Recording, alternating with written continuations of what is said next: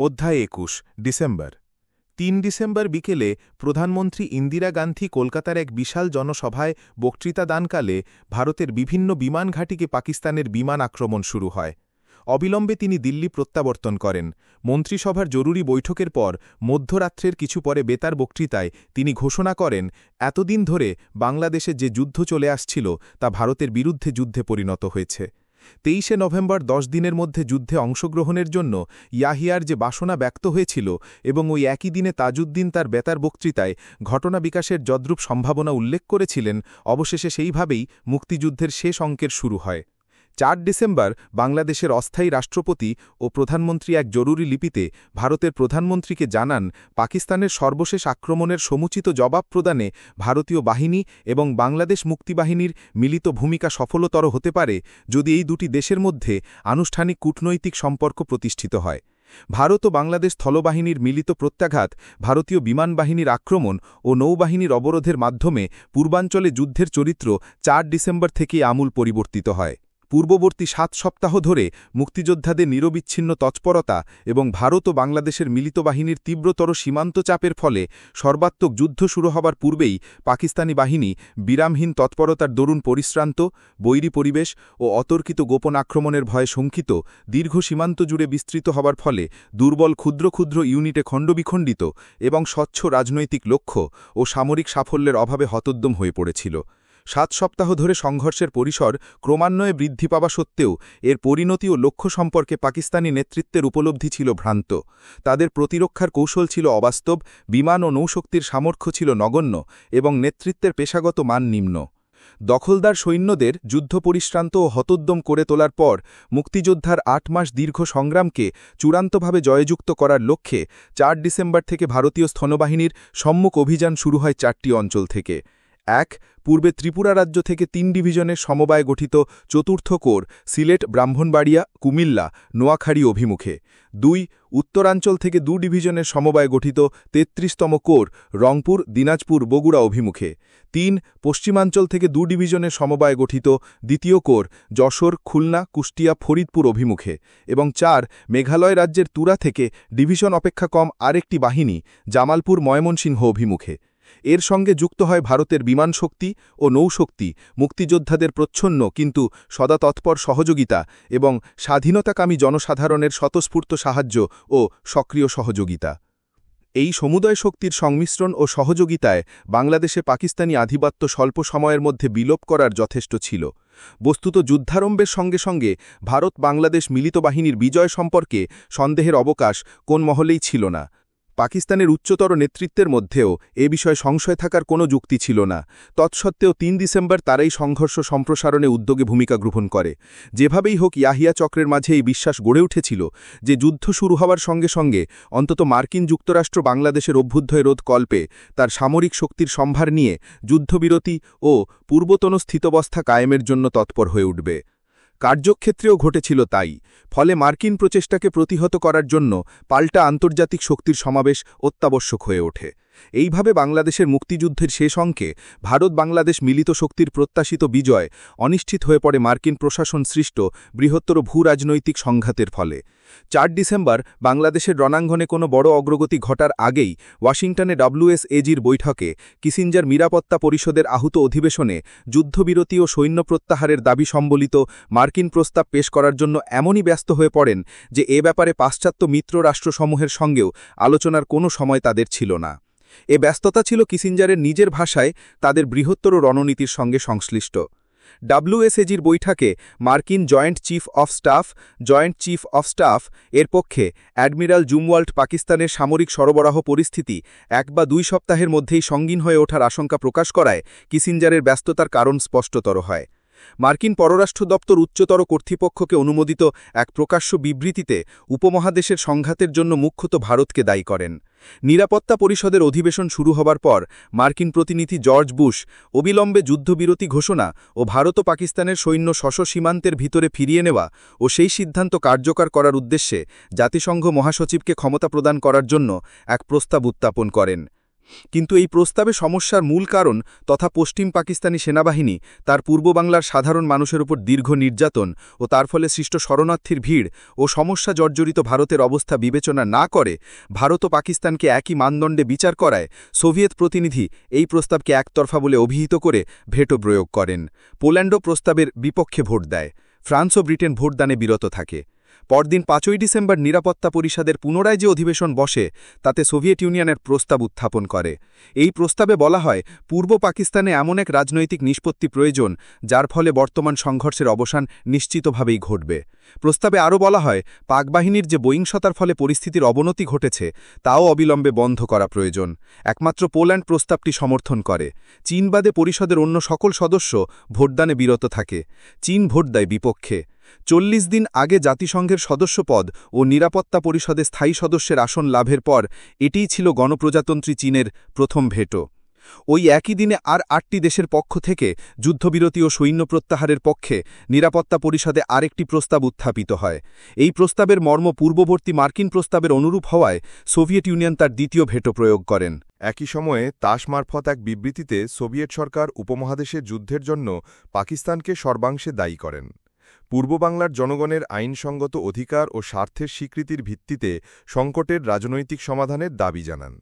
এই সংঘর্ষ সোভিয়েত সীমান্তে সন্নিকটে সংগঠিত হওয়ায় এর সঙ্গে সোভিয়েত নিরাপত্তার প্রশ্ন জড়িত বলে উল্লেখ করেন এবং পরিস্থিতির অবনতি রোধকল্পে বিবাদমান পক্ষদ্বয়ের যে কোনোটির সঙ্গে জড়িত হওয়া থেকে বিরত থাকার জন্য বিশ্বের সকল দেশের প্রতি আহ্বান জানান।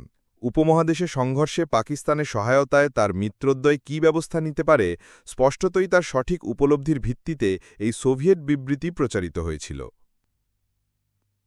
৬ই ডিসেম্বরে ভারত সরকারের পক্ষ থেকে আনুষ্ঠানিকভাবে জ্ঞাপিত হয় বাংলাদেশ সম্পর্কে দীর্ঘ প্রতীক্ষিত কূটনৈতিক স্বীকৃতি। একই দিনে পূর্বাঞ্চলে পাকিস্তানের বিমান তৎপরতার ক্ষমতা লুপ্ত হওয়ার ফলে স্থলভূমিতে পাকিস্তানি বাহিনীর অপরিসীম চাপের সম্মুখীন হয়। ৬ই ডিসেম্বর থেকেই পাকিস্তানের সৈন্যরা ঢাকা ও সমুদ্রোপকূলবর্তী অঞ্চলের দিকে পশ্চাৎপসরণ শুরু করে। ওই দিন ডব্লিউএসএজির বৈঠকে মার্কিন কেন্দ্রীয় গোয়েন্দা সংস্থার সিআইএর প্রধান রিচার্ড হেলমসের সমীক্ষায় বলা হয় ১০ দিনের মধ্যে ভারতীয় বাহিনী পূর্বাঞ্চলে এক চূড়ান্ত সিদ্ধান্ত চাপিয়ে দিতে সক্ষম হবে। মার্কিন সশস্ত্র বাহিনীর সৈন্যাধ্যক্ষ মণ্ডলীর জেসিএসের পক্ষে উপস্থিত জেনারেল ওয়েস্টমোরল্যান্ড বরং পূর্বাঞ্চলে পাকিস্তানের প্রতিরোধের মেয়াদ ৩ সপ্তাহ অবধি স্থায়ী হতে পারে বলে অভিমত দেন।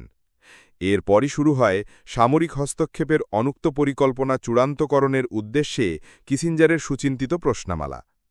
পূর্ব পাকিস্তানের বিহারীদের হত্যা করা শুরু হয়েছে কিনা, এই আসন্ন রক্তপাত বন্ধের উপায় কি, যুদ্ধবিরতি ও সৈন্য প্রত্যাহারের প্রস্তাব নিরাপত্তা পরিষদ থেকে সাধারণ পরিষদে নিয়ে যাবার ব্যবস্থা সেই দিনের মধ্যে সম্পন্ন হবে কিনা, ভারতের নৌ অবরোধ বেআইনি কিনা এবং তার আনুষ্ঠানিক প্রতিবাদের খসড়া শীঘ্র তৈরি করা যাবে কিনা, জর্ডান ও সৌদি আরব থেকে পাকিস্তানের সমরাস্ত্র পাঠানোর পথে যুক্তরাষ্ট্রের আইনে কোনো বাধা আছে কিনা, যদি থাকেও প্রেসিডেন্ট নিক্সন যেহেতু পাকিস্তানের পরাজয় রোধ করতে চান সেহেতু এই বাধাগুলি অপসারণের উপায় কি ইত্যাদি।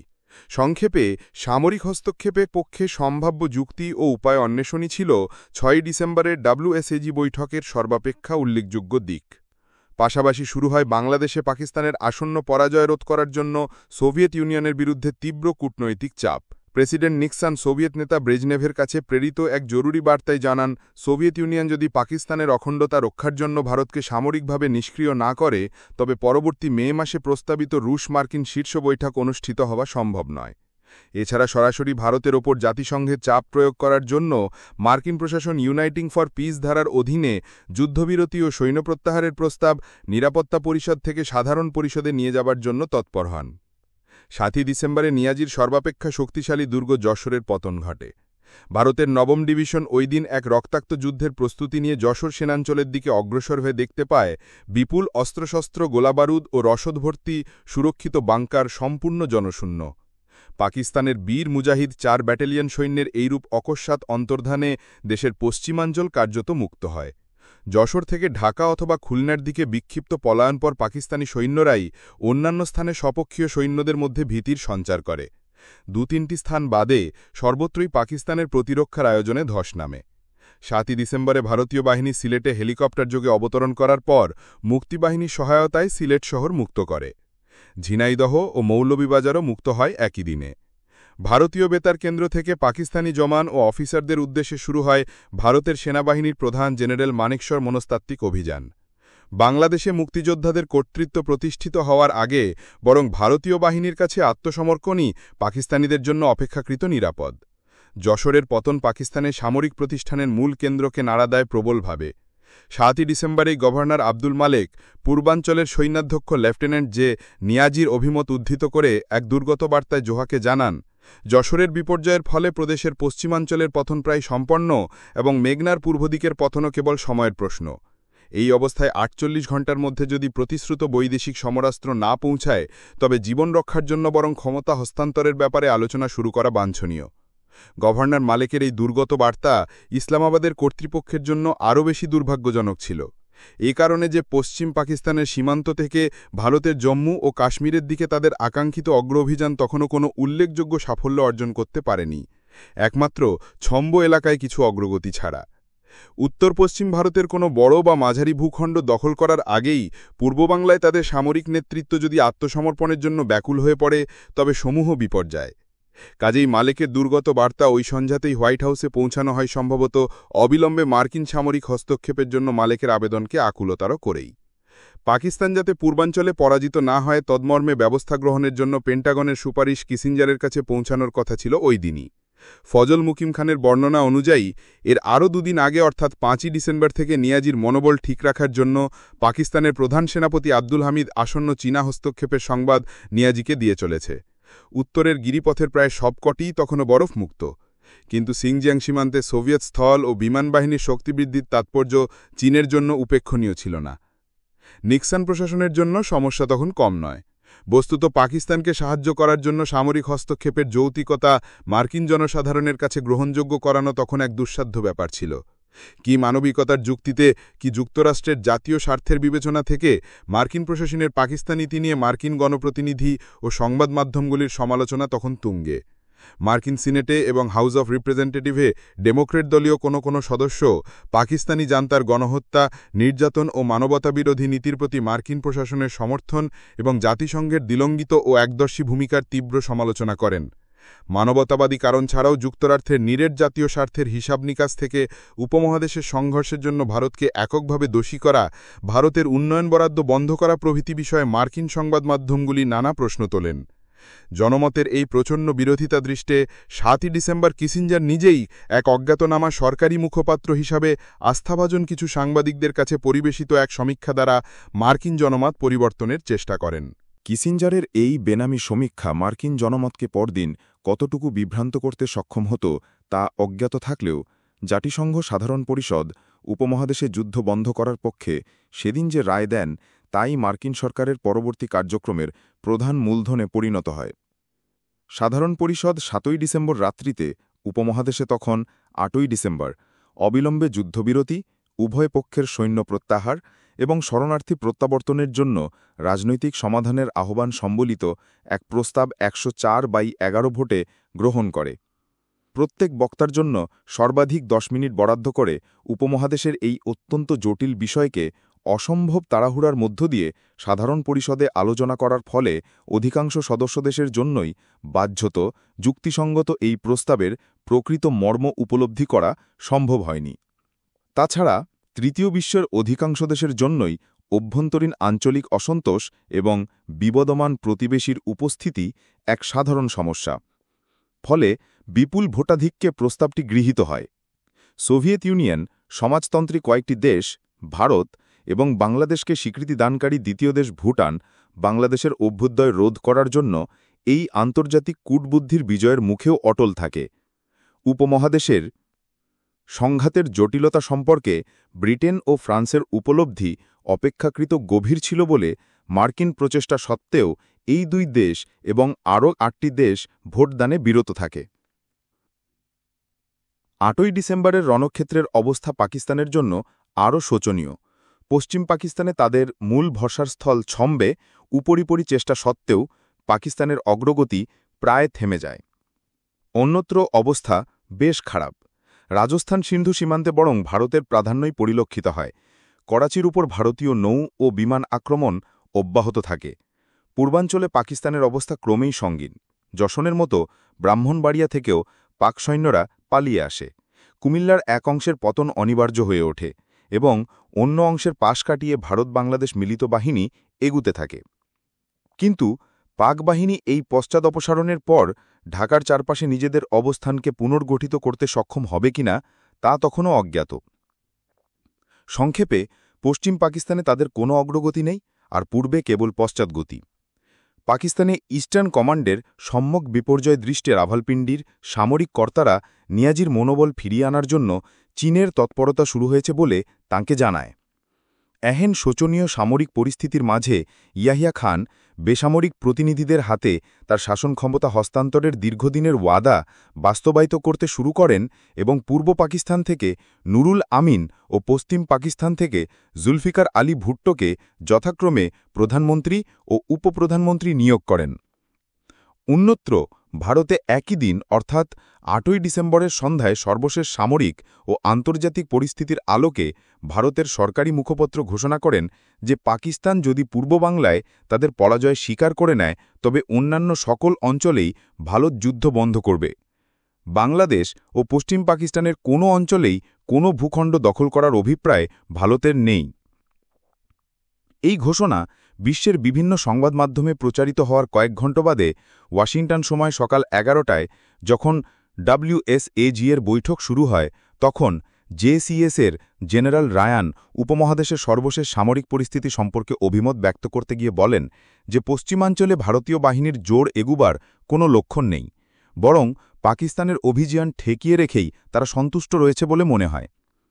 কিন্তু WSAG-এর সভাপতি হেনরি কিসিঞ্জার রায়ানের কাছে জানতে চান পূর্ব রণাঙ্গন থেকে ভারতীয় সৈন্যদের পশ্চিম রণাঙ্গনে নিয়ে যেতে কত সময় লাগতে পারে। জেনারেল রায়ান জানান, বেশ কিছুদিন, তবে বিমানবাহিত ব্রিগেড তাড়াতাড়ি নিয়ে যাওয়া সম্ভব, ৫ বা ৬ দিনের মধ্যেই। তৎসত্ত্বেও এক সম্পূর্ণ নতুন আশঙ্কার অবতারণা করে কিসিঞ্জার বলেন, মূল প্রশ্ন হল ভারত যদি আজাদ কাশ্মীর দখলের চেষ্টা চালায় এবং পাকিস্তানের বিমান ও সাজোয়া বাহিনীর ধ্বংসসাধনে প্রবৃত্ত হয় তবে তা হবে পাকিস্তানকে ধ্বংস করার জন্য ভারতের ইচ্ছাকৃত উদ্যোগ। কিসিঞ্জার অতঃপর আবেগময় ভাষায় সমবেতদের জিজ্ঞাসা করেন, এই অবস্থায় এক মিত্রকে সম্পূর্ণ পরাভূত হতে দিতে এবং পাকিস্তানকে প্রয়োজনীয় সাহায্য প্রদান থেকে যুক্তরাষ্ট্রকে নিবৃত রাখার জন্য ভারত যদি ভয় দেখায় তা কি আমরা মেনে নিতে পারি? স্টেট ডিপার্টমেন্টের প্রতিনিধি সিসকো বলেই বসেন, ভারতের এমনতর অভিপ্রায় রয়েছে কিনা তা সন্দেহজনক। তথাপি কিসিঞ্জার পাকিস্তানের জন্য সামরিক সরবরাহ নিশ্চিত করার পক্ষে দৃঢ় অভিমত প্রকাশ করেন। সঙ্গে সঙ্গে আক্ষেপ করে বলেন যে বর্তমান পরিস্থিতিতে সবকিছুই আমরা করেছি, কিন্তু সবই ২ সপ্তাহ বিলম্বে।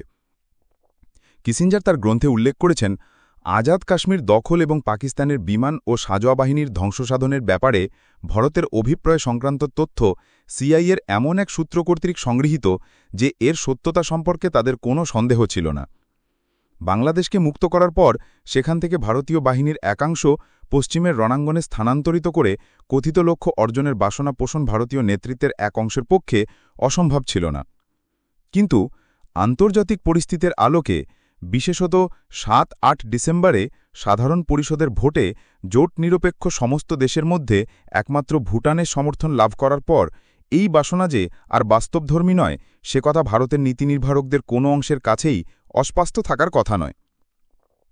পক্ষান্তরে ভারতের এহেন চাঞ্চল্যকর উদ্যোগের উদ্ঘাটন ব্যতীত সাধারণ পরিষদের ভোট এবং কিসিঞ্জারের বেনামি সমীক্ষা সত্ত্বেও মার্কিন জনমতের বিরুদ্ধতা অতিক্রম করে সামরিক হস্তক্ষেপের যৌক্তিকতা প্রতিষ্ঠা করা মার্কিন প্রশাসনের পক্ষে তখনও দুরূহ। এই তথ্যের সূত্র ও নির্ভরযোগ্যতা সম্পর্কে ভ্যান হোলেন তার ১৯৮০ সালের প্রবন্ধে যে সংক্ষিপ্ত আলোকপাত করেছেন তা থেকে জানা যায় CIA-এর এই সূত্রটি আগস্ট মাসে ভারত সোভিয়েত মৈত্রী চুক্তি স্বাক্ষরিত হওয়ার পর মার্কিন প্রেসিডেন্টের জন্য প্রণীত এক গোপন সমীক্ষায় দাবি করেছিল যে মৈত্রী চুক্তির ফলে সোভিয়েত ইউনিয়ন ভারতকে মুক্তিযোদ্ধাদের সহায়তা প্রদান থেকে নিবৃত করবে। স্মরণযোগ্য যে আগস্ট মাসের এই উদ্দেশ্যমূলক সমীক্ষা নিউ ইয়র্ক টাইমসে ফাঁস হওয়ার পর ভারতের দক্ষিণপন্থী দলগুলো এবং আওয়ামী লীগের দক্ষিণপন্থীর অংশ একযোগে ভারত সোভিয়েত চুক্তির বিরুদ্ধে অপপ্রচার ও আন্দোলন শুরু করে। সেই একই সূত্রের বরাত দিয়ে পাকিস্তানের বিমান ও সাজোয়া বাহিনীর ধ্বংসসাধন পাকিস্তান কাশ্মীর দখলের জন্য ভারতীয় অভিসন্ধির অভিযোগ আনার পর ৯ ডিসেম্বরে প্রেসিডেন্ট নিক্সন অপেক্ষমান আমেরিকি সপ্তম নৌবহরকে বঙ্গোপসাগরের উদ্দেশ্যে রওনা হবার নির্দেশ দেন। প্রত্যাসন্ন হামলা থেকে পশ্চিম পাকিস্তানকে রক্ষা করার জন্য সপ্তম নৌবহরকে পাঠানো হয় করাচির সন্নিকটে আরব সাগরে নয়, বরং তার প্রায় ৩,০০০ কিলোমিটার পূর্বে বঙ্গোপসাগরের উদ্দেশ্যে। এবং এই মহৎ দায়িত্ব পালনের জন্য কথিত ভারতীয় প্রচেষ্টা উদ্ঘাটিত হওয়ার প্রায় ২ সপ্তাহ আগেই প্রশান্ত মহাসাগরীয় সপ্তম নৌবহরের এখতিয়ার বঙ্গোপসাগর অবধি সম্প্রসারিত করা হয়। ঘটনার ও ব্যাখ্যার এসব অসঙ্গতি বড় যুদ্ধের ডামাডোলে চাপা পড়ে। এসব অসঙ্গতি অক্ষত রেখেই নিক্সন ও কিসিঞ্জার স্বস্মৃতি কথায় পশ্চিম পাকিস্তানের ওপর আক্রমণের বিরুদ্ধে ভারতকে সতর্ক করে দেওয়ার উদ্দেশ্যে সপ্তম নৌবহর পাঠানো হয়েছিল বলে দাবি করেন। কিন্তু প্রকৃতপক্ষে মুক্তপ্রায় বাংলাদেশে পাকিস্তান বাহিনীর সর্বাত্মক পতন রোধ করার জন্যই নৌ, বিমান ও স্থল তৎপরতা চালানো যে সপ্তম নৌবহরের প্রকৃত উদ্দেশ্য ছিল তা অন্যান্য নির্ভরযোগ্য সূত্রে সমর্থিত। স্পষ্টতই এই শক্তিশালী নৌবহরের গঠন ছিল বঙ্গোপসাগরে ভারতের নৌ অবরোধ ব্যর্থ করা, পাকিস্তানি স্থলবাহিনীর তৎপরতায় সাহায্য করা, ভারতীয় বিমান আক্রমণ প্রতিহত করা এবং মার্কিন নৌসেনা অবতরণে সাহায্য করা। কিন্তু মার্কিন নৌবহরের জন্য বঙ্গোপসাগর ছিল ৪-৫ দিনের যাত্রাপথ। সপ্তম নৌবহর যখন যাত্রা শুরু করে তখন, অর্থাৎ ৯ থেকে ১০ই ডিসেম্বরে, ভারত ও বাংলাদেশের মিলিত বাহিনীর অগ্রাভিযানের মুখে পাকিস্তানি বাহিনী দ্রুত পশ্চাৎ অপসরণে ব্যস্ত। ৯ ডিসেম্বরে চাঁদপুর ও দাউদকান্দি থেকে পাকিস্তানি দখলের অবসান ঘটায় মেঘনার সমগ্র পূর্বাঞ্চল শত্রুমুক্ত হয়। ত্রিপুরার দিক থেকে আগত ভারতের প্রথম স্থলবাহিনী চতুর্থ কোর, অর্থাৎ ভারতের অধিনায়ক লেফটেন্যান্ট জেনারেল স্বগত সিংয়ের কাছে স্পষ্ট হয়ে ওঠে যে প্রশস্ত মেঘনা ও তার শাখা প্রশাখার প্রতিবন্ধকতা সত্ত্বেও ঢাকা কোনো সাধ্যাতীত লক্ষ্য নয়। ১০ই ডিসেম্বরে রায়পুরা অঞ্চলে মোট ১৪টি হেলিকপ্টারের সাহায্যে ভারতীয় বাহিনীর অগ্রবর্তী অংশ মেঘনা অতিক্রম করে এবং স্থানীয় জনসাধারণের উদ্দীপ্ত সহযোগিতায় দেশি নৌকার সাহায্যে অবশিষ্ট সৈন্য ও যুদ্ধ সরঞ্জাম মেঘনার অপর পারে আনার কাজ শুরু হয়। পক্ষান্তরে ৯ থেকে ১০ই ডিসেম্বরে পাকিস্তানের চতুর্দশ ও ষোড়শ ডিভিশন যথাক্রমে কুমিল্লা ও উত্তরবঙ্গ থেকে পিছু হটতে থাকে। ৯ ডিসেম্বরে ঢাকাতেও পাকিস্তানের সামরিক নেতৃত্ব ও গভর্নর মালিক সসৈন্যে পূর্ব পাকিস্তান ত্যাগের সিদ্ধান্ত গ্রহণ করে। ওই দিন দাউদকান্দির পতনের পর তাঁদের কাছে একথা হয়তো অজ্ঞাত ছিল না যে ঢাকাই ভারতীয় বাহিনীর পরবর্তী লক্ষ্য। জানা যায়, পাকিস্তানিদের সম্পূর্ণ পশ্চাৎ অপসরণের সিদ্ধান্ত ইয়াহিয়ার পূর্ণ অনুমোদন লাভ করে। ১০ই ডিসেম্বর হেলিকপ্টার যোগে ভারতীয় বাহিনীর রায়পুরা অবতরণের পর এবং প্রায় ৩ ঘণ্টা ব্যাপী ঢাকার সামরিক লক্ষ্যবস্তুসমূহের ওপর ভারতীয় বিমানের আক্রমণ চলার পর গভর্নরের সামরিক উপদেষ্টা রাও ফারমান আলী ঢাকাস্থ জাতিসংঘের সহকারী মহাসচিব পল মার্ক হেনরিকে অবিলম্বে যুদ্ধবিরতির আয়োজন করে পূর্ব পাকিস্তানের নির্বাচিত জনপ্রতিনিধিদের হাতে ক্ষমতা হস্তান্তর করা এবং সমগ্র পাকিস্তানি বাহিনীকে সসম্মানে পূর্ব পাকিস্তান থেকে সরিয়ে নিয়ে যাওয়ার ব্যবস্থা সম্পন্ন করার আবেদন জানায়। পল মার্ক হেনরি ঢাকাস্থ আমেরিকান, রাশিয়ান, ব্রিটিশ ও ফরাসি কনসালকে অবহিত করার পর এই প্রস্তাব জাতিসংঘ সদর দপ্তরে প্রেরণ করেন। নিরাপত্তা পরিষদে যখন রাও ফারমান আলীর এই প্রস্তাব নিয়ে আলোচনার উদ্যোগ চলছিল, সে সময় হঠাৎ প্রেসিডেন্ট ইয়াহিয়া কর্তৃক এই প্রস্তাব নাকচ হবার সংবাদ পৌঁছায়। বস্তুত রাও ফারমান আলীর প্রস্তাবের সংবাদ ওয়াশিংটনে পৌঁছানোর সঙ্গে সঙ্গে মার্কিন সরকার এই প্রস্তাব রদ করার পরামর্শ সহ ইয়াহিয়াকে জানান যে পাকিস্তানি বাহিনীকে সাহায্য করার জন্য সপ্তম নৌবহর ইতিমধ্যেই বঙ্গোপসাগরের দিকে রওনা হয়েছে। এর ফলে ইয়াহিয়ার মত পরিবর্তিত হয়। অন্যদিকে নিক্সনের পূর্ববর্তী সতর্কবাণীর জবাবে ৯ ডিসেম্বরে ব্রেজনেভ নিক্সনকে জানান যে উপমহাদেশের সমস্যা সমাধানের জন্য প্রয়োজন পূর্বাঞ্চল থেকে পাকিস্তানি সৈন্য প্রত্যাহারের জন্য ইয়াহিয়াকে সম্মত করানো। রণাঙ্গনে বাস্তব চাপে ১০ই ডিসেম্বরে পাকিস্তান নিজেই যখন সম্মানজনকভাবে সৈন্য প্রত্যাহারের জন্য উদ্যোগী হয়ে ওঠে, তখন সেই উদ্যোগকে সমর্থন না করে মার্কিন সরকার বরং তার রদ করার ব্যবস্থা গ্রহণ করেন।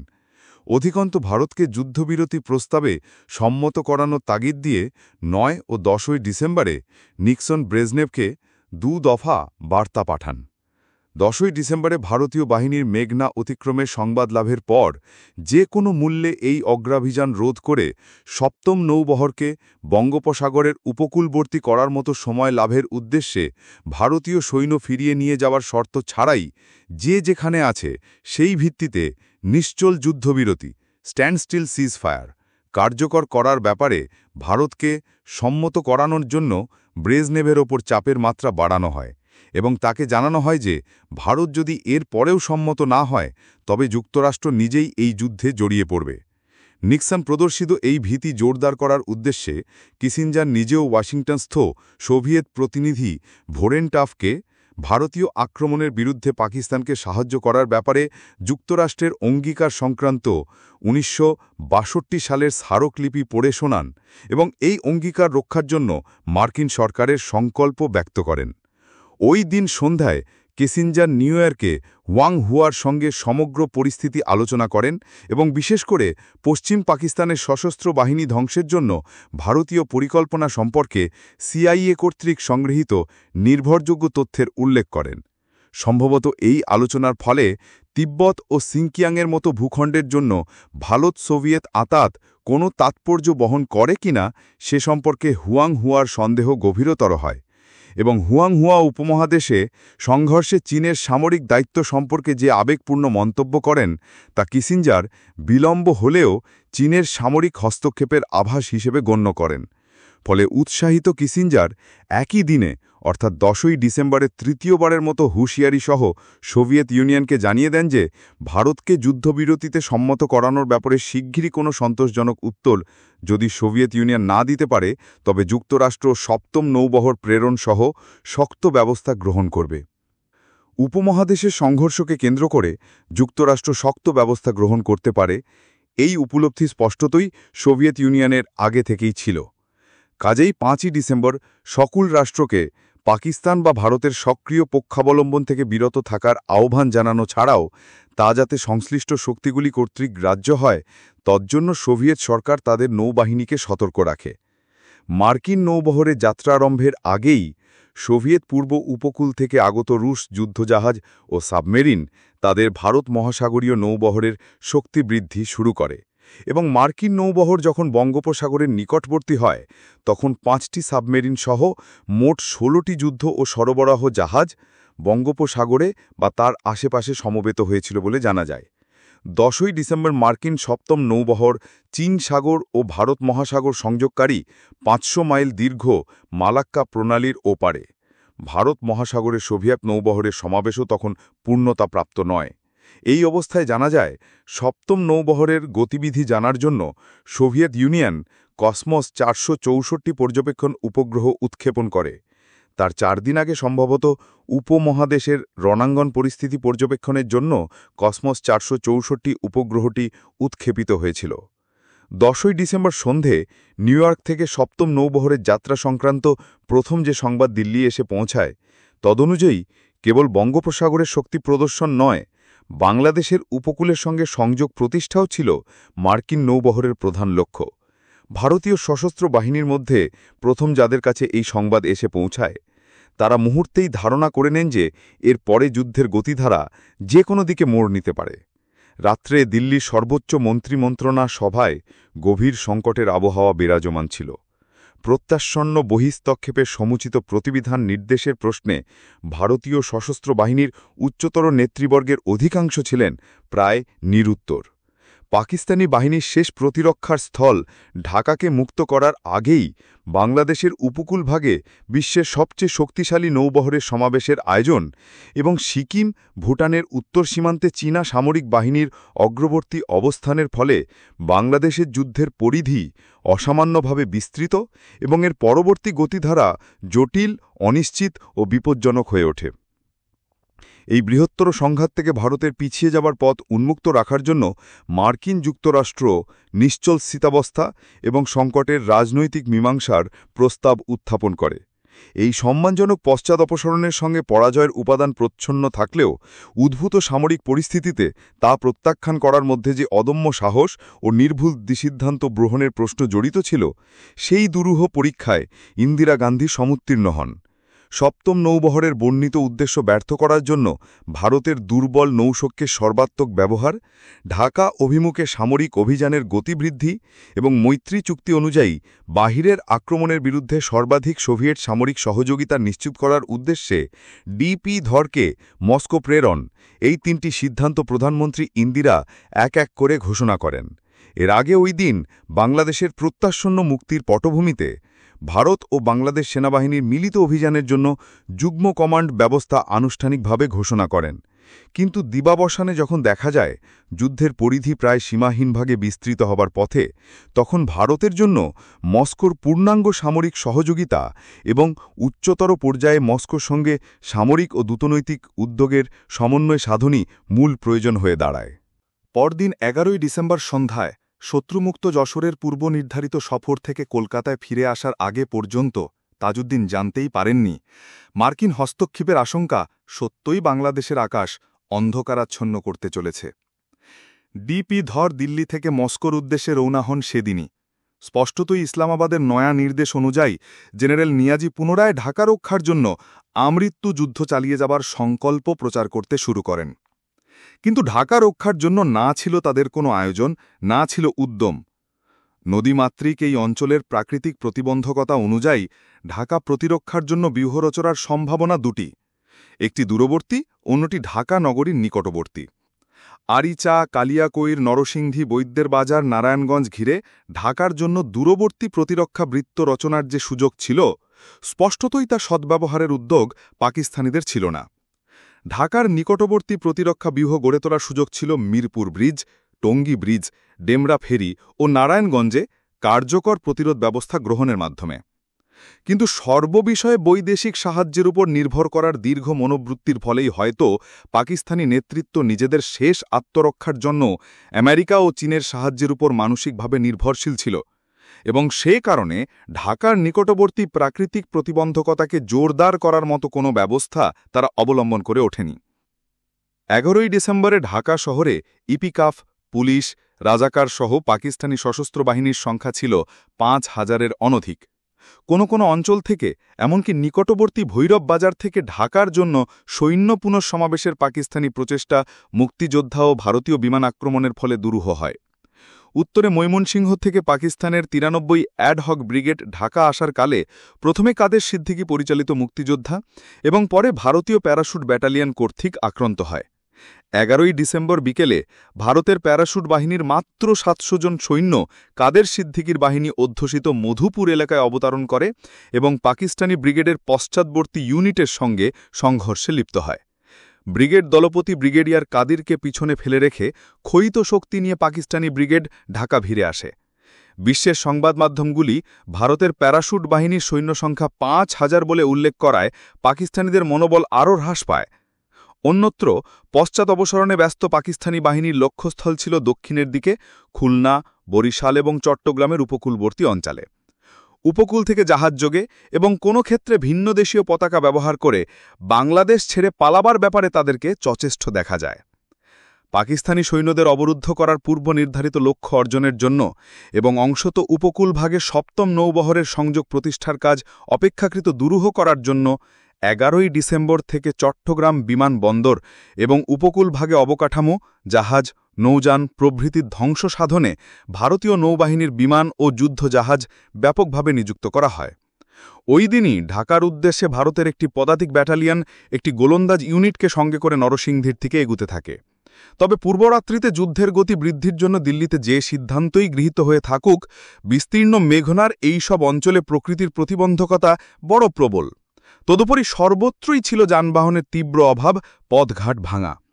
মন্থর হলেও এইসব প্রতিকূলতা অতিক্রম করে ভারতীয় ইউনিটের অগ্রগতি চলতে থাকে স্থানীয় জনসাধারণের স্বতঃস্ফূর্ত সহযোগিতায়।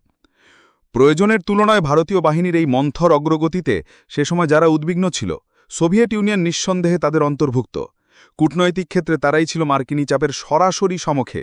দাঁতাত, SALT-1 ও প্রভৃতি বিষয়ে তাদের ক্ষতির আশঙ্কা ছিল সবচাইতে বেশি। অন্য অর্থে তাদের সামরিক ঝুঁকিও ছিল বিরাট। বাংলাদেশের উপকূল ভাগের দিকে প্রেরিত মার্কিন সপ্তম নৌবহরের বিরুদ্ধে সোভিয়েত নৌশক্তির যে দ্রুত সমাবেশ ঘটানো হয়, তার ফলে এই দুই প্রতিদ্বন্দ্বী নৌবহরের মধ্যে যেমন সংঘর্ষের সূত্রপাত ঘটা বিচিত্র ছিল না, তেমনি কোথায় যে তা শেষ হতো তা বলা কঠিন ছিল। কাজেই বাংলাদেশ যুদ্ধর দ্রুত পরিসমাপ্তির জন্য এবং এরপর এই যুদ্ধ যাতে পশ্চিম পাকিস্তানে সম্প্রসারিত না হয়, সম্ভবত তাও নিশ্চিত করার জন্য সোভিয়েত সহকারী পররাষ্ট্রমন্ত্রী কুজনেসভ দিল্লি অভিমুখে রওনা হন সেদিনই। উপমহাদেশ থেকে গোলার্ধপথ দূরে নিউ ইয়র্কে হুয়াংহুয়ার সর্বশেষ রাইফেল পর্যন্ত লড়াই করার অভিপ্রায় শোনার পরদিন উদ্দীপ্ত কিসিঞ্জার ওয়াশিংটনে ফিরে এসেই সোভিয়েত প্রতিনিধি বেরেন্টসভকে চূড়ান্ত হুঁশিয়ারি প্রদান করেন। তার পরদিন অর্থাৎ 12ই ডিসেম্বর ওয়াশিংটনের মধ্যাহ্নের আগে ভারত যদি যুদ্ধবিরোধী ঘোষণা না করে, তবে সমুচিত ব্যবস্থা গ্রহণের জন্য যুক্তরাষ্ট্র এককভাবে অগ্রসর হবে।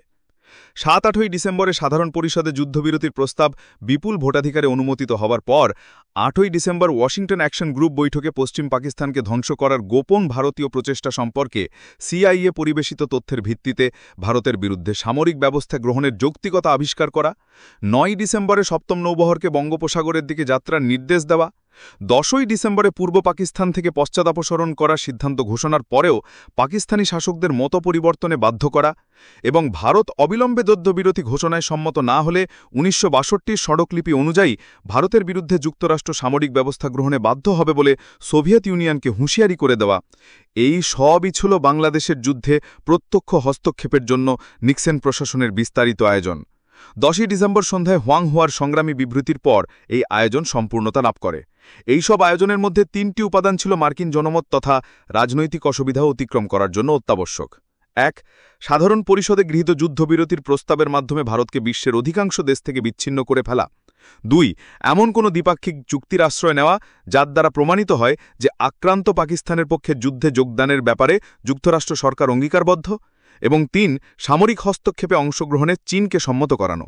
এই সকল উপাদান আয়ত্ত অধীন হয়েছে বলে মনে করায় কিসিঞ্জার 11ই ডিসেম্বর ভ্যারেন্সভকে চূড়ান্ত হুঁশিয়ারি জ্ঞাপন করেন যে পরদিন মধ্যাহ্নের পূর্বে ভারতকে অবশ্যই যুদ্ধবিরতি মেনে নিতে বাধ্য করতে হবে, অন্যথায় যুক্তরাষ্ট্র নিজেই প্রয়োজনীয় সামরিক ব্যবস্থা গ্রহণ করবে। কিন্তু কিসিঞ্জার নিশ্চয়ই জানতেন রণাঙ্গনে আসন্ন বিজয় দৃষ্টে ভারত এই চরমপত্র অগ্রাহ্য করবেই। কাজেই মার্কিন প্রশাসন ওই দিনই কোনো এক সময় তাদের আসন্ন হস্তক্ষেপের সিদ্ধান্ত পাকিস্তানকে জানিয়ে দেন। উপমহাদেশে তখন অবশ্য 12ই ডিসেম্বর। এই সংবাদের সঙ্গে সঙ্গে সিজিএস লেফটেন্যান্ট জেনারেল গুল হাসান টেলিফোন যোগে পশতু ভাষায় নিয়াজিকে জানিয়ে দেন পরদিন অর্থাৎ 13ই ডিসেম্বরের মধ্যাহ্নে পাকিস্তানি বাহিনীকে সাহায্য করার জন্য উত্তর ও দক্ষিণ উভয় দিক থেকে বন্ধুরা এসে পড়বে। দক্ষিণের বন্ধু তথা সপ্তম নৌবহর বঙ্গোপসাগর অবধি আসার জন্য মার্কিন নাগরিক উদ্ধারের যে অজুহাত ব্যবহার করে, সেই মার্কিন ও অন্যান্য পাশ্চাত্য নাগরিকদের উদ্ধারকর্ম 3টি ব্রিটিশ রয়্যাল এয়ারফোর্সের বিমান কর্তৃক 12 তারিখেই সম্পন্ন হয়। গুল হাসানের সংবাদের পর ঢাকা সামরিক কর্তৃপক্ষ নিজেদের প্রতিরক্ষার আয়োজন নিরঙ্কুশ করার জন্য 24 ঘণ্টার জন্য কারফিউ জারি করে ঘরে ঘরে তল্লাশি শুরু করে। সম্ভবত এই সময় কোনো পূর্ব পরিকল্পনা অনুযায়ী তারা মুক্তিযুদ্ধের প্রতি সহানুভূতিশীল পেশাজীবী ও বুদ্ধিজীবীদের আটক করার সিদ্ধান্ত নেয়, পাকিস্তানিদের পরাজয়ের প্রাক্কালে যাদেরকে নিষ্ঠুরভাবে হত্যা করা হয়।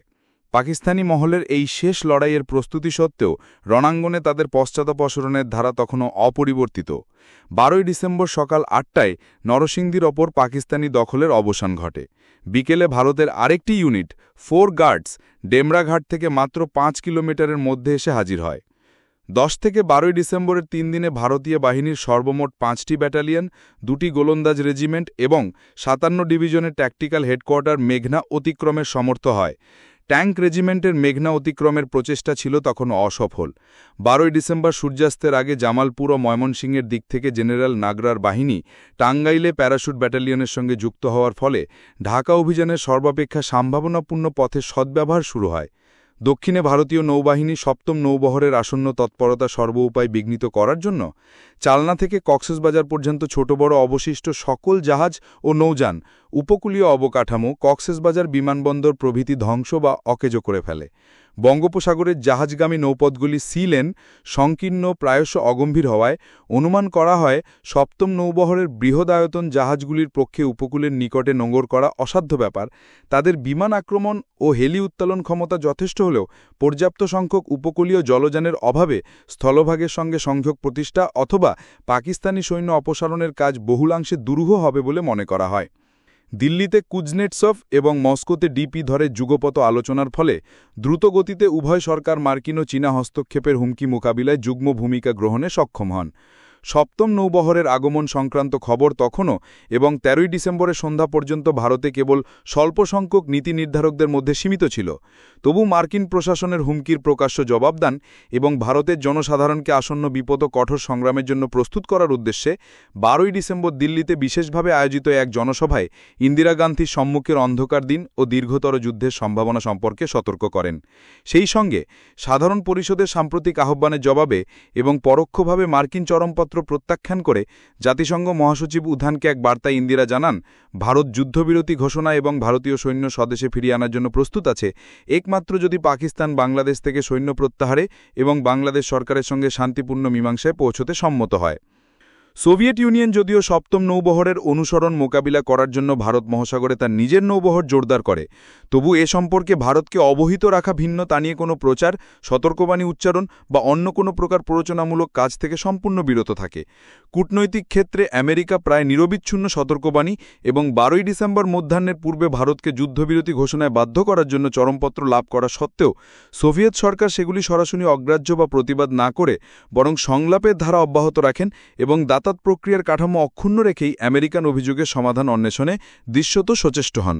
তবে তাদের এই প্রচেষ্টা কার্যক্ষেত্রে কালক্ষেপণে সমতুল্য হয়ে ওঠে, যেন এইভাবে বাংলাদেশ যুদ্ধের সফল পরিসমাপ্তির জন্য ভারতকে সময় দেওয়াই তাদের মূল লক্ষ্য।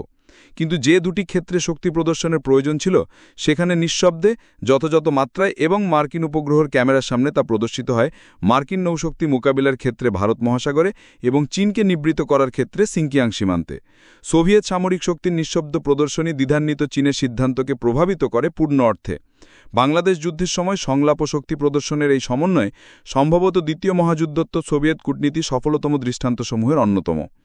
১২ই ডিসেম্বর রবিবার হওয়া সত্ত্বেও মধ্যাহ্নের বেশ আগে থেকেই যুদ্ধবিরতি ঘোষণায় ভারতকে বাধ্য করার প্রশ্নে সোভিয়েত ইউনিয়নের চূড়ান্ত জবাব শোনার জন্য হোয়াইট হাউসের খাসকামরা ওভাল অফিসে প্রেসিডেন্ট নিক্সন, তার জাতীয় নিরাপত্তা বিষয়ক সহকারী হেনরি কিসিঞ্জার এবং তথ্য সহকারী আলেকজান্ডার হেগ উৎকণ্ঠ চিত্রে অপেক্ষমান ছিলেন। নির্ধারিত সময়সীমার প্রায় ২ ঘণ্টার আগেই সোভিয়েত ইউনিয়ন আমেরিকার চরমপত্রের উত্তরে কেবল জানায় পশ্চিম পাকিস্তানে ভারতের কোনো আক্রমণাত্মক অভিপ্রায় নেই, কিন্তু মার্কিন প্রশাসন যে উদ্দেশ্যেই চরমপত্র দেন সেই মূল বিষয় তথা পূর্বাঞ্চলে যুদ্ধবিরতি ঘোষণায় ভারতকে বাধ্য করার প্রশ্নে সোভিয়েত ইউনিয়ন নীরব থাকে। কাজেই প্রত্যক্ষ মার্কিন সামরিক হস্তক্ষেপ ছাড়া বাংলাদেশে পাকিস্তানের পরাজয় রোধ করার আর যে কোনো উপায় অবশিষ্ট নেই তা মার্কিন প্রেসিডেন্টের কাছে সম্পূর্ণ স্পষ্ট হয়ে ওঠে। এই হস্তক্ষেপের যৌক্তিগত প্রমাণের জন্য নিক্সন এবার অভিযোগ করেন যে সোভিয়েত জবাবে পাকিস্তানি কাশ্মীরের নিরাপত্তা সম্পর্কে কোনো নিশ্চিত প্রতিশ্রুতি নেই। বস্তুত পাকিস্তান ও ভারত উভয় দেশই একে অন্যের অধীনস্থ কাশ্মীরকে বিরোধপূর্ণ মনে করে এবং ৩রা ডিসেম্বর যুদ্ধ শুরু হবার পর পাকিস্তান ভারতীয় জম্মু ও কাশ্মীরের কিছু অংশ দখল করে নেওয়ায় তা পুনরুদ্ধারের পূর্বে ভারত সরকারের পক্ষে জাতীয় প্রতিশ্রুতি দেওয়া যে রাজনৈতিকভাবে সম্ভব নয় তা মার্কিন রাষ্ট্রদূত এলকে ঝা মার্কিন পররাষ্ট্র দপ্তরকে অবহিত করেন। নিক্সন সাধারণ পরিষদের যুদ্ধবিরতি প্রস্তাব মেনে নেওয়ার ব্যাপারে ভারতের অবাধ্যতার কথা তুলে ধরে বাংলাদেশে মার্কিন সামরিক হস্তক্ষেপের যৌক্তিকতা প্রমাণের জন্য পুনরায় সেই দিন অর্থাৎ ১২ই ডিসেম্বর বিকালে সেনাপত্য নিরাপত্তা পরিষদের বৈঠক আয়োজনের নির্দেশ দেন। সেই সঙ্গে তিনি আরও কঠোর ভাষায় গুরুতর পরিণামে সাবধানী হটলাইন মারফত ক্রেমলিনে পাঠান। কিন্তু এবারে সাবধানী খ্রুশ্চেভের ভাষায় পারমাণবিক দাঁত বসানো ছিল। পারমাণবিক যুদ্ধ এড়ানোর ক্ষেত্রে শেষ চেষ্টা করার জন্য প্রতিষ্ঠিত হটলাইনে এই সাবধানী পাঠানোর পরপরই মার্কিন যুদ্ধ সংকল্পে একটি অবিস্মরণীয় উত্থান পতনের পালা শুরু হয়। নিউ ইয়র্ক থেকে হুয়া তখনই জানান পেকিং থেকে একটি জরুরি বার্তা এসে পৌঁছেছে এবং তা অবগত হওয়ার জন্য কিসিঞ্জারকে অবিলম্বে নিউ ইয়র্কে যাওয়া প্রয়োজন। বাংলাদেশে সামরিক হস্তক্ষেপের পক্ষে তাদের মানসিক প্রস্তুতি তখন এমনই তুঙ্গে যে এই বার্তার বিষয়বস্তু কি তা শোনার আগেই নিক্সন ও কিসিঞ্জার সাব্যস্ত করে ফেলেন যে নিঃসন্দেহে চীন পাকিস্তানকে সাহায্য করার জন্য ভারতের বিরুদ্ধে সামরিক অভিযান শুরু করতে চলেছে এবং চীনের এই সম্ভাব্য অভিযান প্রতিহত করার জন্য সোভিয়েত ইউনিয়ন শক্তি প্রয়োগ করবে। এই অনুমানের ভিত্তিতে নিক্সন কিসিঞ্জার কিসিঞ্জার ততক্ষণই এও স্থির করে ফেলেন যে সোভিয়েত ইউনিয়ন যদি চীন আক্রমণ করে তবে যুক্তরাষ্ট্র সোভিয়েত ইউনিয়নের বিরুদ্ধে সমুচিত ব্যবস্থা গ্রহণ করবে। সোভিয়েত ইউনিয়নের বিরুদ্ধে প্রতিশ্রুত ব্যবস্থা যে পারমাণবিক অস্ত্র ছাড়ার কিছু না ছিল তা ঘটনার প্রায় 14 বছর পর নিক্সন টাইম ম্যাগাজিনের প্রতিনিধিকে স্বীকার করেন। কিন্তু হুয়াংহুয়া নিউ ইয়র্কে 12ই ডিসেম্বরের বিকেলে আলেকজান্ডার হেগকে অবহিত করেন চীন কেবল আরেক দফা নিরাপত্তা পরিষদ অধিবেশনে যুদ্ধবিরতির বিষয়ে আলোচনার ব্যাপারেই আগ্রহী, উপমহাদেশে সামরিক হস্তক্ষেপ করার বিষয় নয়। সামরিক হস্তক্ষেপ সম্পর্কে চীনের এই অপ্রত্যাশিত ভূমিকার ফলে মার্কিন যুক্তরাষ্ট্রের সংশ্লিষ্ট পরিকল্পনায় এমন ওলটপালট ঘটে যে বঙ্গোপসাগর থেকে মাত্র 24 ঘণ্টার পথের দূরত্বে সপ্তম নৌবহর নিশ্চল করে ফেলা হয়। চীনের সিদ্ধান্তের সঙ্গে আমেরিকার হস্তক্ষেপ পরিকল্পনা এবং আমেরিকার পরিকল্পনার সঙ্গে ঢাকার প্রতিরক্ষার সিদ্ধান্ত ও প্রস্তুতির প্রশ্ন ঘনিষ্ঠভাবে জড়িত থাকায় চীনের মত পরিবর্তন ছিল পাকিস্তানের জন্য অত্যন্ত প্রয়োজনীয়। এজন্য দরকার ছিল কিছু সময়ের দরকার ছিল ভারতেরও, কিন্তু তা ভারত বাংলাদেশ মিলিত বাহিনীকে ঢাকার দিকে আরও এগিয়ে নিয়ে যাবার জন্যেই। কাজেই পাকিস্তান ও ভারত উভয় প্রতিনিধির দীর্ঘ বক্তৃতার পর 12ই ডিসেম্বরে নিরাপত্তা পরিষদের অধিবেশন মুলতবি হয়ে যায়। ইতিপূর্বে ওই দিন মধ্যাহ্নে নিক্সন ব্রেজনেভকে যে চরম সতর্কবাণী পাঠান তার জবাবে 13ই ডিসেম্বরের ভোর 5টায় হোয়াইট হাউসের হটলাইনে মস্কোর নিরুত্তপ্ত জবাব এসে পৌঁছায়, ভারতের সমস্ত ব্যাপার ভালো করে তদন্ত করে দেখা হচ্ছে। এদিকে উপমহাদেশে 13ই ডিসেম্বরে নিয়াজিকে জানানো হয় ওই দিন পাক বাহিনীর সহায়তার জন্যে মিত্রদের যে এসে পৌঁছানোর কথা ছিল তা 48 ঘণ্টার জন্য পিছিয়ে দেওয়া হয়েছে। পাকিস্তানের ঊর্ধ্বতন নেতৃত্ব চীনকে সামরিক হস্তক্ষেপের ব্যাপারে রাজি করানোর কাজে ইসলামাবাদে সারাদিন ধরে চেষ্টা চালিয়ে যায়। পিকিংয়ে পাকিস্তানি দূতাবাসকেও দেখা যায় কর্মতৎপর। মার্কিন যুক্তরাষ্ট্র ও পাকিস্তানের এই মিলিত প্রচেষ্টার ফলে সিকিম ভুটান সীমান্তে মোতায়েন চীনা সৈন্যবাহিনীকে কিছুটা তৎপর হতে দেখা যায়, কিন্তু তা ভারতে যে বিশেষ উদ্বেগের সঞ্চার করেছিল এমন নয়। এদিকে বাংলাদেশ সরকারের প্রবাসী সদর দপ্তরে বাংলাদেশকে ভারত থেকে বিচ্ছিন্ন করার এক অসফল প্রয়াস ঠিক একই সময় পরিলক্ষিত হয়।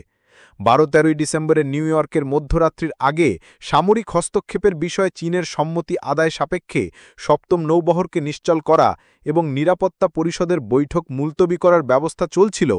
ঠিক সেই সময় কলকাতায় 13ই ডিসেম্বর সকালে পররাষ্ট্র সচিবের পদ থেকে প্রায় মাসাধিককাল যাবৎ অব্যাহতিপ্রাপ্ত মাহবুব আলম চাষী যুদ্ধবিরতির এক বিবৃতিতে স্বাক্ষর সংগ্রহের উদ্দেশ্যে অস্থায়ী রাষ্ট্রপতির সঙ্গে দেখা করেন। এই প্রস্তাবিত বিবৃতির প্রধান বক্তব্য ছিল বাংলাদেশের স্বাধীনতা সম্পর্কে রাজনৈতিক মীমাংসায় পৌঁছার উদ্দেশ্য নিয়ে যদি শেখ মুজিবকে মুক্তি দেওয়া হয় তবে তৎক্ষণাৎ বাংলাদেশ সরকার যুদ্ধবিরতি ঘোষণা করবেন। বাংলাদেশ তখন ভারতের সঙ্গে যুগ্ম কমান্ড ব্যবস্থায় আবদ্ধ, কাজেই বাংলাদেশে অস্থায়ী রাষ্ট্রপতি যদি একতরফাভাবে যুদ্ধবিরতি ঘোষণা করতেন তবে ভারতীয় বাহিনীর পক্ষে এককভাবে ঢাকার দিকে এগিয়ে যাওয়া নীতিগতভাবে অসিদ্ধ হতো। সম্ভবত এই বিবেচনা থেকেই সৈয়দ নজরুল উক্ত বিবৃতিতে স্বাক্ষরদানে অসম্মত হন এবং সঙ্গে সঙ্গে বিষয়টি প্রধানমন্ত্রী তাজউদ্দিনের গোচরে আনেন। 13ই ডিসেম্বরে ভারত ও বাংলাদেশের স্থলবাহিনীর অভিযান ঢাকাকে মুক্ত করার লক্ষ্যে অগ্রসর। উত্তর দিক থেকে জেনারেল নাগরার বাহিনী এবং কাদের সিদ্দিকী পরিচালিত মুক্তিযোদ্ধাগণ ওই দিন সন্ধ্যায় পাক বাহিনীর হালকা প্রতিরোধ ব্যর্থ করে কালিয়াকৈর অবধি এসে পৌঁছায়। বাংলাদেশ নিয়মিত বাহিনীর সর্বপ্রথম ইউনিট হিসাবে 2EB ঢাকার শীতলাক্ষার পূর্বপাড়ে মুরাপাড়ায় উপস্থিত হয় একই দিনে। ঢাকার পূর্ব দিকে ডেমরা ফেরির দিকে অগ্রসরমান ভারতীয় বাহিনী পাকিস্তানি প্রতিরোধের সম্মুখীন। ঢাকায় অবস্থিত পাকিস্তানি ট্যাঙ্কের মোকাবিলা করার মতো ভারতীয় ট্যাঙ্ক তখনও মেঘনা অতিক্রমে অসমর্থ এবং তৎকারণে ঢাকা নগরীতে পাকিস্তানি প্রতিরোধের বিরুদ্ধে চূড়ান্ত স্থল অভিযানের তখনও দেরি। সমুদ্রপথে পলায়নের সুযোগ লোপ পাওয়ায় ঢাকায় পাকিস্তানি সৈন্যসংখ্যা দ্রুত বাড়তে শুরু করে, ফলে চূড়ান্ত লড়াইয়ের ক্ষেত্র হিসেবে ঢাকার সম্ভাব্য ক্ষয়ক্ষতির আশঙ্কাও দ্রুত বৃদ্ধি পেতে থাকে। কিন্তু সমগ্র আকাশ জুড়ে ভারতীয় বিমান বাহিনীর একচ্ছত্র অধিকার ঢাকায় পাকিস্তানি সামরিক অবস্থানের বিরুদ্ধে তাদের নির্ভুল ও তীব্রতর আক্রমণ রচনা, ভারতীয় নৌবাহিনীর কর্তৃক পলায়ন উপযোগী সকল সমুদ্রযানের ধ্বংসসাধন, ভারতীয় স্থলবাহিনীর পূর্ব পরিকল্পিত অভিযানের মুখে বাংলাদেশের বিভিন্ন অঞ্চলে খঙ্গবিক্ষণ্ড পাকিস্তানি বাহিনীর পরাজয় বরণ, ঢাকার ভিতরে সর্বত্র বিরুদ্ধচারী মানুষ, সুযোগের প্রতীক্ষারত অগণিত মুক্তিযোদ্ধা, ঢাকার চারপাশে ভারত ও বাংলাদেশের মিলিত বাহিনীর ক্রমসংকুচিত বেষ্টনী এবং শেষ ভরসার স্থল আমেরিকা ও চীনের প্রতিশ্রুত হস্তক্ষেপ পুনরায় পিছিয়ে জানা, এই সমস্ত কিছুর একত্র সমাবেশের ফলে ঢাকায় পাকিস্তানি সেনানায়কদের মনোবল উঁচু রাখার সামান্যতম অবলম্বন কোথাও ছিল না। প্রত্যাসন্ন বিপর্যয়ের মুখে আত্মসমর্পণের জন্যে জেনারেল মানেকশার তৃতীয় ও শেষ আহ্বানে সাড়া দেওয়াই অবরুদ্ধ পাকিস্তানি নেতৃত্বের পক্ষে প্রাণ রক্ষার একমাত্র উপায় হয়ে ওঠে। অবরুদ্ধ পাকিস্তানি নেতৃত্বের এই মনস্তাত্ত্বিক বিপর্যয় ঢাকায় তাদের শেষ প্রতিরক্ষার স্পৃহাকে প্রায় নিঃশেষিত করে ফেলে। ১৩ ডিসেম্বরে নিরাপত্তা পরিষদের মুলতবি বৈঠকে মার্কিন যুক্তরাষ্ট্রের যুদ্ধবিরতি প্রস্তাব তৃতীয় সোভিয়েট ভোটের মুখে যথারীতি বাতিল হয়ে যায়। যে কারণেই হোক, সামরিক হস্তক্ষেপের প্রশ্নে চীনের সম্মতির সম্ভাবনাকে তখনও যুক্তরাষ্ট্র সম্পূর্ণ বাতিল করে উঠতে পারেনি। কাজেই সেই ভরসায় ২৪ ঘণ্টা নিশ্চল রাখার পর সপ্তম নৌবহরকে পুনরায় সচল করা হয় বঙ্গোপসাগরের দিকে। কিন্তু সামগ্রিক ঘটনাবলী দুষ্টে এই নৌ অভিযানের পূর্বনির্ধারিত লক্ষ্যের কতখানি অবশিষ্ট ছিল তা অজ্ঞাত। চীনকে নিয়ে বিস্তর টানাটানির পরেও সামরিক হস্তক্ষেপের পক্ষে তাদের দৃঢ় সম্মতির অভাব, ঢাকা নগরীতে শেষ প্রতিরক্ষার ব্যবস্থা গ্রহণে পাকিস্তানি বাহিনীর পরিদৃষ্ট ব্যর্থতা এবং বঙ্গোপসাগরে ও তার আশেপাশে সোভিয়েত রণতরী ও সাবমারিন বহরের নীরব সম্বর্ধনা দৃষ্টে সপ্তম নৌবহরের সামরিক লক্ষ্য পুনর্নির্ধারণ অসঙ্গত ছিল না। আর কোনোভাবে না হোক শেষ পর্যন্ত পাক বাহিনীর উদ্ধারকার্যে নিযুক্ত হবার আবশ্যকতা দেখা দিতে পারে। ক্রমশ এই ধরনের একটি অস্পষ্ট উদ্দেশ্য নিয়েই মার্কিন নৌবহর বঙ্গোপসাগরের দিকে অগ্রসর হতে থাকে। উপমহাদেশে ১৪ ডিসেম্বর ছিল অত্যন্ত ঘটনাবহুল দিন। একমাত্র ঢাকা শহর ও গুটি কয়েক ছোট এলাকা বাদে সারা বাংলাদেশ তখন শত্রুমুক্ত। কোনো সরকারি নির্দেশ বা আবেদনের আগেই হাজার হাজার শরণার্থী সহজাত প্রবৃত্তির টানে বিগত কয়দিন ধরে ফিরতে শুরু করেছে যে যার পরিত্যক্ত বসত ভিটেমাটির দিকে। অবশ্য বিপুল সংখ্যাগরিষ্ঠই তখনও স্বদেশমুখী নন। এদের মধ্যে যারা রাজনীতি সচেতন তারা, এমনকি অধিকাংশ রাজনৈতিক নেতৃবৃন্দ প্রভাতী সংবাদপত্র থেকে আজকের প্রথম জানতে পারেন মার্কিন সপ্তম নৌবহর এক অজানা বিপদের হুমকি নিয়ে বঙ্গোপসাগরের দিকে ছুটে আসছে। সপ্তম নৌবহর আগমনের প্রকৃত উদ্দেশ্য ও সম্ভাব্য ধ্বংসক্ষমতা সম্পর্কে তাদের অধিকাংশই ছিলেন অনবহিত বা নিরুদ্বিগ্ন। সকলেই মত্ত আসন্ন বিজয়ের উল্লাসে, ব্যস্ত স্বদেশে প্রত্যাবর্তনের প্রস্তুতিতে। কিন্তু ঢাকায় তখন আসন্ন যুদ্ধ ও সম্ভাব্য ধ্বংসের থমথমে আশঙ্কা। শহরের অভ্যন্তরে পাকিস্তানি সৈন্য সংখ্যা এই সময় ১৫ থেকে ২০,০০০-এ উন্নীত বলে অনুমিত। ঢাকাকে মুক্ত করার জন্য সমবেত ভারতীয় ও বাংলাদেশ বাহিনীর সংখ্যাও দ্রুত ঊর্ধ্বমুখী। একটি ভারতীয় ব্রিগেড এবং একটি গোলন্দাজ রেজিমেন্ট ঘোড়াশাল থেকে টঙ্গী আসার পথে পুবাইলে পাকিস্তানি বাহিনীর বিরুদ্ধে সংঘর্ষে লিপ্ত। অন্য একটি ভারতীয় ব্রিগেডের অর্ধাংশ দাউদকান্দি থেকে হেলিকপ্টার যোগে নারায়ণগঞ্জের দক্ষিণে এসে পৌঁছায়। ঢাকায় পাকিস্তানি ট্যাঙ্কের মোকাবিলায় চূড়ান্ত অভিযান পরিচালনার জন্য ভারতীয় ট্যাঙ্ক বহর মেঘনার পশ্চিম পাড়ে আনার চেষ্টা ইতিপূর্বে ৩ দিন যাবৎ ব্যর্থ হয়। অবশেষে ১৪ ডিসেম্বর ভারতের PT-76 উভচর ট্যাঙ্কবহর যখন সফলভাবে মেঘনা সন্তরল ব্যস্ত, তখন ভারতীয় বিমানবাহিনীর ৬টি MiG-২১ ঢাকায় গভর্নর ভবনের ওপর আক্রমণ চালিয়ে অধিকৃত এলাকায় পাকিস্তানের সর্বোচ্চ বেসামরিক প্রশাসনকে তৎক্ষণাৎ পদত্যাগে বাধ্য করেন, আত্মসমর্পণের জন্য নিয়াজিকে মনস্থির করতে সাহায্য করেন এবং এমনিভাবে স্থলযুদ্ধের অবধারিত বিপুল ক্ষয়ক্ষতি ও ঢাকা শহরের ধ্বংস ব্যতি রেখে মুক্তিযুদ্ধের সফল পরিসমাপ্তি সম্ভব করে তোলে। ১৪ ডিসেম্বর মধ্যাহ্নের কিছু আগে সংগৃহীত একটি পাকিস্তানি সিগন্যাল থেকে দিল্লির বিমান সদর দপ্তর জানতে পারে মাত্র ঘণ্টাখানেক বাদে ঢাকার গভর্নর ভবনে গভর্নরের মন্ত্রিসভার বৈঠক অনুষ্ঠিত হতে চলেছে। তৎক্ষণাৎ ওই বৈঠক চলাকালীন গভর্নর ভবন আক্রমণের সিদ্ধান্ত গ্রহণ করা হয় এবং মেঘালয়ের শিলং বিমান ঘাঁটি থেকে প্রেরিত অর্ধডজন MiG-২১ সঠিক সময় গভর্নর ভবনের ওপর নির্ভুল রকেট আক্রমণ চালায়। মন্ত্রিপরিষদ সহ গভর্নরের তাৎক্ষণিক পদত্যাগের ফলে পূর্ব পাকিস্তানের শেষ প্রতিরক্ষার দায়িত্ব সম্পূর্ণভাবে নিয়াজির ওপর ন্যস্ত হয়। গভর্নর ভবনের পরেও ঢাকার সামরিক লক্ষ্যবস্তুসমূহের ওপর ভারতীয় বিমান আক্রমণ অব্যাহত থাকে। সপরিষদ গভর্নর মালেকের পদত্যাগের সংবাদ এবং ঢাকার ইস্টার্ন কমান্ড থেকে ঘন ঘন প্রেরিত দুর্গত বার্তায় পূর্ব পাকিস্তানের প্রকৃত অবস্থা সম্পর্কে অবশেষে ইয়াহিয়া খানের চৈতন্যোদয় হয়। বেলা 2:30টার দিকে গভর্নর মালেক এবং ইস্টার্ন কমান্ডের সেনাপতি লেফটেন্যান্ট জেনারেল নিয়াজির কাছে ইয়াহিয়ার যে বার্তা এসে পৌঁছায় তাতে পাকিস্তানি সৈন্য ও তাদের সহযোগীদের জীবন রক্ষার জন্য যুদ্ধ বন্ধ করার প্রয়োজনীয় সকল ব্যবস্থা গ্রহণের অনুমতি দেওয়া হয়। 14ই ডিসেম্বর ওয়াশিংটনের ভোর 3টে অর্থাৎ ঢাকায় ভারতীয় বিমানবাহিনী কর্তৃক গভর্নর ভবন আক্রমণের অন্তত 2 ঘণ্টা পরে সোভিয়েত সরকার নিক্সনের সর্বশেষ চরমপত্রে জবাবে জানান, উপমহাদেশ প্রশ্নে তাদের 2 সরকারের ভূমিকা যথেষ্ট নিকটতর এবং ভারত সরকারের কাছ থেকেও দৃঢ় প্রতিশ্রুতি পাওয়া গেছে যে পশ্চিম পাকিস্তানের কোনো ভূখণ্ড দখলের পরিকল্পনা তাদের নেই। কিন্তু পূর্বাঞ্চলে পাকিস্তানের পরাজয় রোধের জন্য নিক্সনের চরমপত্রসমূহে বর্ণিত সর্বপ্রধান দাবি তথা ভারত কর্তৃক তাৎক্ষণিক যুদ্ধবিরতি ঘোষণার প্রশ্নে সোভিয়েত নোট সম্পূর্ণ নীরব থাকে। নীরব থাকার কারণও ছিল, সেদিনই সন্ধ্যা থেকে সোভিয়েত সংবাদ মাধ্যমগুলি মুক্ত এলাকায় প্রজাতন্ত্রী বাংলাদেশ শাসন প্রতিষ্ঠিত হওয়ার সংবাদ প্রচার করতে শুরু করে। এদিকে বিমান আক্রমণের ফলে ঢাকা ট্রান্সমিটার কয়েকদিন আগেই অচল হয়ে পড়েছিল।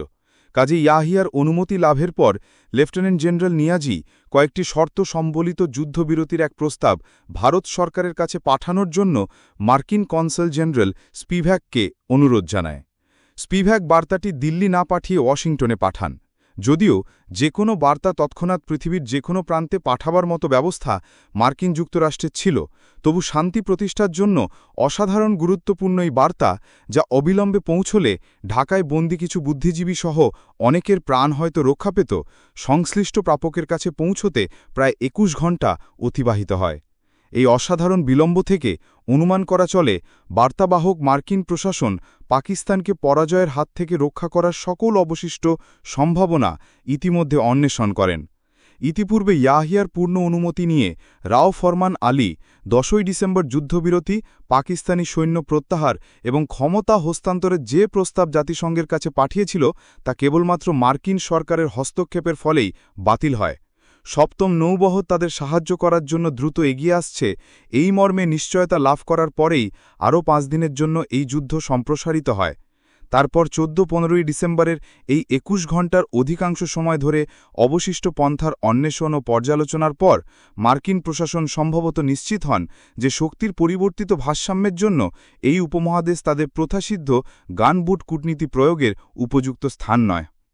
15ই ডিসেম্বর অপরাহ্নে নিয়াজির যুদ্ধবিরতির বার্তা দিল্লিতে পৌঁছানোর পর দেখা যায় পাক বাহিনীর আত্মসমর্পণ এই প্রস্তাবের অন্তর্গত নয়। তার প্রস্তাবের মূল বিষয় ছিল যুদ্ধবিরতির পর অস্ত্রশস্ত্র সমেত পাকিস্তানি বাহিনীর কোনো পূর্ব নির্ধারিত স্থানে, স্পষ্টতই দক্ষিণে, উপকূলভাগে জমায়েত হওয়ার পূর্ণ নিরাপত্তা বিধান। এছাড়া 1947 সাল থেকে যেসব বহিরাগত পূর্ব বাংলায় বসবাস করে এসেছে এবং স্থানীয় অধিবাসীদের মধ্যে যারা 1971-এর মার্চ থেকে পাকিস্তানি শাসনের সঙ্গে সহযোগিতা করেছে, তাদের যাতে কোনো ক্ষতি না করা হয় তদমর্মে নিশ্চয়তা লাভের অনুরোধ নিয়াজির বার্তায় জানানো হয়। মার্চে গণহত্যা শুরুর পর স্বেচ্ছায় যারা পাকিস্তানি বাহিনীর সঙ্গে সহযোগিতা করেছে তাদের কৃতকর্মের গুরুত্ব নিরূপণ করে শাস্তি বিধানের অধিকার ছিল বাংলাদেশ সরকারের একার। কাজী এ ব্যাপারে ভারতের কোনো বক্তব্য ছিল না। কিন্তু পাকিস্তানি বাহিনীকে অস্ত্রশস্ত্র সমেত দক্ষিণের কোনো মনোনীত স্থানে নির্বিঘ্নে জমায়েত হতে দেওয়ার প্রস্তাব এবং বাংলাদেশের উপকূলভাগের অভিমুখে সপ্তম নৌবহরের অগ্রগতি সংবাদ থেকে এ সন্দেহ প্রবল হয়ে ওঠে যে মার্কিন নৌবহর অন্ততপক্ষে এই অবরুদ্ধ পাক সৈন্যকে পশ্চিম পাকিস্তানে স্থানান্তরিত করার চেষ্টা করবে। উপকূলভাগে পৌঁছার পর সপ্তম নৌবহর কেবল পাকিস্তানিদের স্থানান্তরের মধ্যেই নিজেদের ভূমিকা আবদ্ধ রাখবে কিনা তার নিশ্চয়তারও অভাব ছিল। তাছাড়া পশ্চিম পাকিস্তান সীমান্তে যুদ্ধবিরতি সম্পর্কে নিয়াজিত প্রস্তাবে কোনো উল্লেখ না থাকায় এই সৈন্যবাহিনী পশ্চিম পাকিস্তানে পৌঁছার পর যুদ্ধের পরবর্তী গতিপ্রকৃতি কি দাঁড়াবে তা ছিল আরেকটি বিচার্য বিষয়। এই সব অনিশ্চয়তা দূর করার জন্য জেনারেল মানেক শ পাকিস্তানি প্রস্তাব প্রত্যাখ্যান করে নিয়াজির কাছে দাবি করেন ভারতীয় বাহিনীর কাছে পাক বাহিনীর শর্তহীন আত্মসমর্পণই যুদ্ধবিরতি ঘোষণার একমাত্র ভিত্তি হতে পারে। মানেকশয়ের এই দাবির পিছনে যে শক্তি বিদ্যমান তা তখন সমগ্র রণাঙ্গনে প্রতিফলিত। 15 ডিসেম্বর সন্ধ্যায় দক্ষিণ, পূর্ব, পূর্ব উত্তর এবং উত্তর দিক থেকে ভারত ও বাংলাদেশের মিলিত বাহিনী ঢাকা নগরের উপকণ্ঠে সমবেত। সপ্তম নৌবহরের স্থল সংযোগ প্রতিষ্ঠার সম্ভাব্য স্থান চট্টগ্রাম উপকূলভাগও তখন মিত্রবাহিনীর দয়ের করায়ত্ত। সারাদিন ধরে ভারতীয় জঙ্গি বিমান ঢাকায় পাকিস্তানি বাহিনীর বিভিন্ন অবস্থানস্থল, বাংকার, কমান্ড কেন্দ্র, সামরিক উপদপ্তর প্রভৃতির ওপর আক্রমণের তীব্রতা বাড়িয়ে চলে। আক্রমণের মুখে দখলদার সৈন্যরা নানা কৌশল অবলম্বন করে।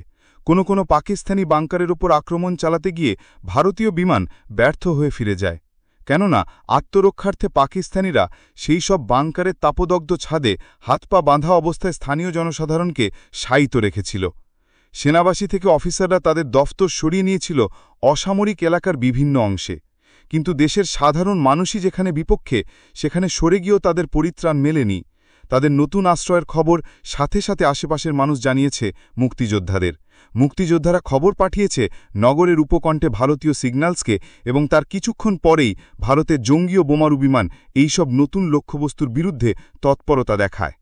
ভারতীয় বিমানবাহিনীর লক্ষ্যভেদী উপরিউক্ত আক্রমণ থেকে আত্মরক্ষার কাজে ব্যস্ত সন্ত্রস্ত এবং সম্পূর্ণ পরিশ্রান্ত পাকিস্তানি ইস্টার্ন কমান্ড এমনিভাবে শর্তহীন আত্মসমর্পণের দিকে তাড়িত হয়।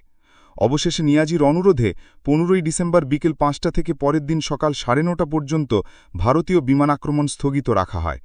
পরের দিন সকালে বিমান আক্রমণ বিরতির সময়সীমা শেষ হওয়ার কিছু আগে মেজর জেনারেল রাও ফরমান আলী জাতিসংঘের প্রতিনিধি জন কেলির মাধ্যমে ভারতীয় সামরিক কর্তৃপক্ষকে অস্থায়ী যুদ্ধবিরতির সময়সীমা আরও 6 ঘণ্টার জন্য বাড়িয়ে দিয়ে ভারতের একজন স্টাফ অফিসার পাঠানোর অনুরোধ জানায়, যাতে অস্ত্র সমর্পণের ব্যবস্থাদি স্থির করা সম্ভব হয়।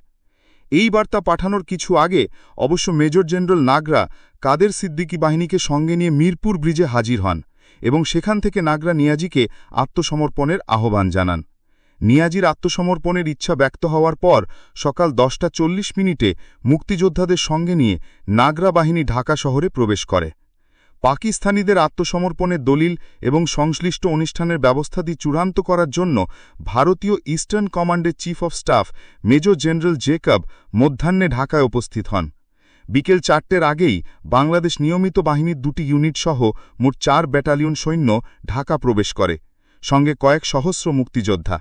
ঢাকার জনবিরল পদহাট ক্রমে জনকীর্ণ হয়ে উঠতে শুরু করে জয় বাংলার মুখরিত মানুষের ভিড়ে।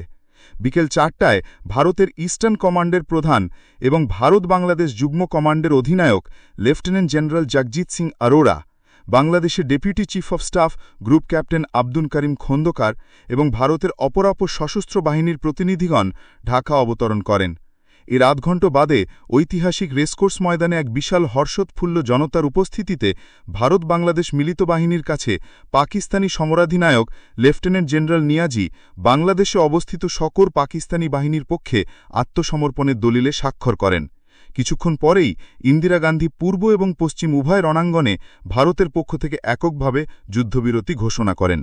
পাকিস্তানি বাহিনীর আত্মসমর্পণের দিনই সপ্তম নৌবহর প্রবেশ করে বঙ্গোপসাগরের দক্ষিণতম প্রান্তে, কিন্তু বাংলাদেশ তখন পাকিস্তানের দখল থেকে সম্পূর্ণ মুক্ত।